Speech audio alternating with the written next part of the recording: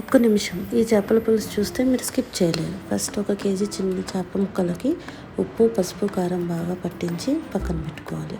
తర్వాత ఒక చిన్న గిన్నె తీసుకుని 1 నిమ్మకాయ అంత చింతపండుని నానబెట్టుకోవాలి. తర్వాత ఒక బాండీ పెట్టి సరిపడినంత ఆయిల్ పోసుకొని, ఇక్కడ నేను నూనె వాడుతున్నాను. తర్వాత అది కొంచెం వేడెక్కాక ఉల్లిపాయ, పచ్చిమిరపకాయ వేసుకొని బాగా వేగనివ్వాలి. అది బాగా వేగాక అల్లం వెల్లుల్లి పేస్ట్ వేసుకుని పచ్చివాసన పోయే వరకు వేపుకోవాలి.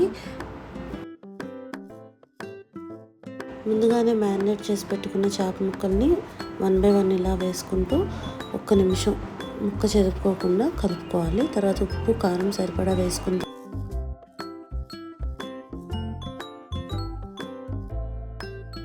ముందుగానే నానబెట్టుకొని ఉంచుకున్న చింతపండు పులుసు పోసుకోవాలి. తర్వాత కొంచెం వాటర్ పోసుకొని మూత పెట్టుకొని కాసేపు ఉడకనివ్వాలి.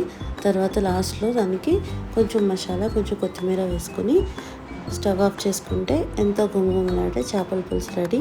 మీరు ట్రై చేసి ఎలా ఉందో కామెంట్ చేయండి.